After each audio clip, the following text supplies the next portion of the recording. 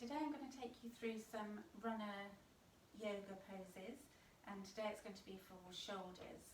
So I've got an extra rolled up mat, but you can just have a large towel rolled up or some sort of cushion, and I have a yoga strap, but you could just use a dressing gown belt or a leather belt, whatever, to help with these shoulder stretches.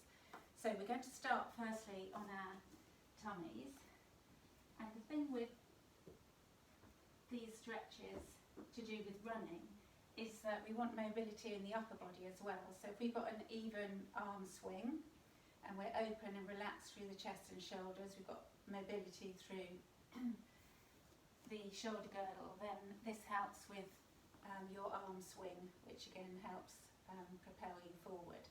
So come to lie on your front, and firstly a little spinal rotation. So you're going to take your arms out to the side, lay one cheek on the mat so you're like in a T shape, and then I'll show you on the left side, we're going to roll over your left hip and bring the right leg to touch, or the foot to touch down behind. You might not be able to touch the foot down, that might depend on your hip rotation, but then use your right hand pressing in front of your face to help with that rotation. You'll feel, when you hold into that, you'll feel this opening through the pectoral muscles on the front of the shoulder. I'll show you the other way. So in a T section, roll onto the right side, lift the left leg and just opening through that hip, so resting the foot behind you, and then bringing the left hand in front of your face, the elbow goes up, so it's like a little leverage, and then gently pressing through the fingertips, rolling the left side of the ribs up,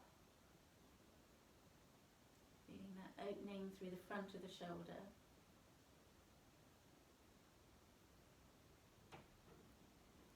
And then rolling back down. So you can do that a few times, or just hold maybe 20 seconds or so each side.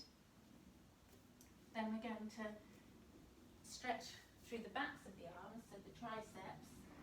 This is where you use your towel roll or whatever you have.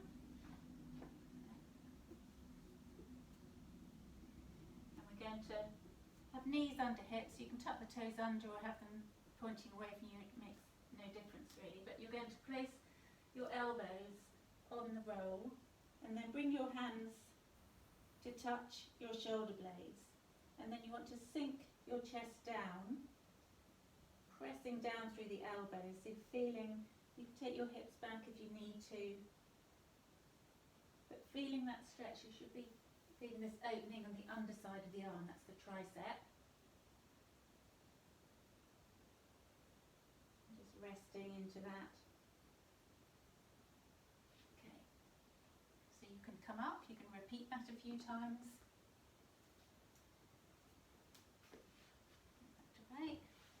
Then we're going to do puppy pose. So again, on your hands and knees, tuck your toes under this time, have your hips over your knees, and then you're going to walk your hands forward, and then tip your tailbone up. So rather than rounding through the lower back, you want to tip the tailbone up, sink your tummy down. You might want to walk your hands a bit further away, and then bring your forehead onto the mat. If you find that difficult, you're really stiff through the shoulders, you can just get a cushion, a block, whatever, and just rest your head there, whichever you need. And through all these, just keep breathing evenly, bring the breath deep into the belly. Okay, and then coming forward, we'll take the strap. And this is easier standing. So take the strap, so you want tension in it, it doesn't go loose. You're pulling outwards with your hands. You want to inhale, lift the strap up, keep pulling evenly, and then exhale, bring the arms back down. Still keep the arms straight, pulling through the strap. If you feel as you're up here, if the strap's too short, you'll feel you want to, it will take one arm down before the other. So finding the length that works for you. Then you inhale up, exhale down, keep the tension in the strap. Inhale up, exhale down. And you're going to do that 8 to 10 times, but use the breath. And again, feel it's not fighting with the shoulder. You don't have to have it as short as possible. Go as long as you can so that you can keep the arms straight as you go over. There you go. And then the last one, scapular press up. So obviously we think running's all about the legs, but if there's nothing energetically going on in the upper body, then you're going to have a lot of weight, just like a sack of potatoes, coming down through your hips and all your joints. So we want to make sure that with the shoulders, that you might find that when you're in your office, or you're on the phone or laptop, whatever, or sitting in the car a lot, that your head is projecting forward and your shoulders are rounding. So for running, this action isn't helpful either. You want your head, your gaze to be looking forward, not down at your feet, and your chest lifting. And then you give more space in your lungs, so you're able to breathe in nice and deep as you go, so rather than just upper chest breathing. So scapular press up is to build strength through the upper back. So come onto your hands and knees, tuck your toes under. So hands under shoulders, knees under hips. And then you're going to let your chest sag down. We're not tipping the tailbone up or under, it's a neutral spine. So let the chest sag down between your arms, and you'll feel the scapula draw together, so your shoulder blades will draw together.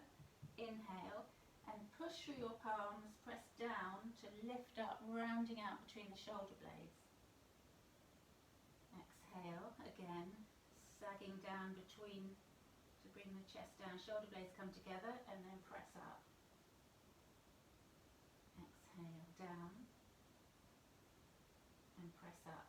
And while we're doing this, you also want to make sure your shoulders aren't around your ears, so it's almost like you're plugging the arm bones back into the shoulders as you go. Exhale, down, inhale, really press down through the palms, rounding out through the upper back. And there we go. Thank you for watching. That's shoulder strengthening and mobility for all runners.